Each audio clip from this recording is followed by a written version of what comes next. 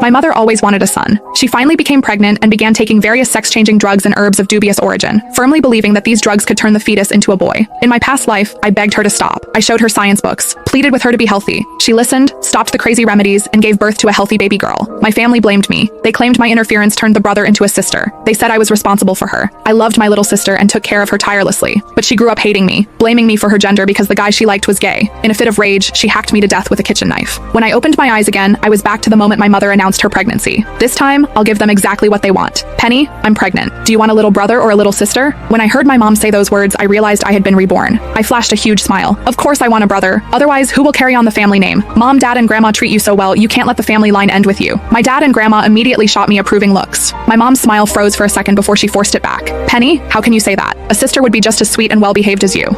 In my last life, when I honestly said I wanted a sister, she went crying to Dad and Grandma, claiming I cursed her to have a girl because I was afraid a brother would steal my inheritance. Dad beat me black and blue for that. What's good about a girl? If you don't give me a brother, who's going to have my back? When I make money, am I supposed to give it to outsiders? I said with righteous conviction. Grandma beamed, grabbing my hand. Our Penny has grown up. She finally understands. I hugged Grandma affectionately. Grandma, it's all thanks to my little brother. Just the thought of him makes me sensible. He's going to be the pillar of this family. In the past, whenever Dad and Grandma bullied Mom, she would just cry. I'd rush to defend her, only for her to turn around, play peacemaker, and join them in scolding me for being disrespectful. I took countless beatings for her. Never again. Mom's face turned pale, and she looked like she might faint. Soon enough, Grandma found some gender-swapping pills for Mom. Even though it's probably a boy, we can't leave it to chance. I spent a fortune on these pills. The seller guaranteed it'll be a boy if you finish the course. Grandma handed the bottle to Mom. Mom looked at me. I focused on mopping the floor, pretending not to see a thing. She had no choice but to take them. Grandma, I heard pregnancy makes you forgetful. Maybe you should keep the pills and give them to Mom every day. This is about my little brother. We can't risk any mistakes, I suggested. You love taking them? Eat up.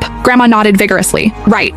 Penny is so smart. All that schooling wasn't for nothing. I gave Grandma a sweet smile. That night, while Dad was working the night shift, Mom pulled me into the master bedroom. Penny, I don't want to take those pills. Look at these news articles. They say those pills are dangerous, she whimpered, showing me her phone. So she knew. She knew they were scams, yet in my past life, she told my sister that if I hadn't stopped her, my sister would have been a boy. I treated her as my closest ally, a fellow victim of this family. I fought her battles, and she sacrificed me without hesitation. Good. Very good. I smiled slightly and raised my voice. Mom, how can you believe the media? They write nonsense all the time. I walked out of the room shouting, Grandma, come quick. Mom doesn't want to take the pills. Mom couldn't stop me in time. Grandma rushed in hearing my shout. I shoved the phone in Grandma's face. Grandma, look! Mom is reading this garbage because she doesn't want to take the pills. She doesn't want a son. Grandma was illiterate, but she squinted at the phone anyway. Mom, no. It was Penny who told me this. She's always scheming. How would I know about this stuff? Mom immediately tried to throw me under the bus. I widened my eyes innocently and pulled out my old Nokia phone, playing the recording I had just made. The recording stopped right before her accusation. Mom was speechless. For the sake of the grandson in her belly, Grandma didn't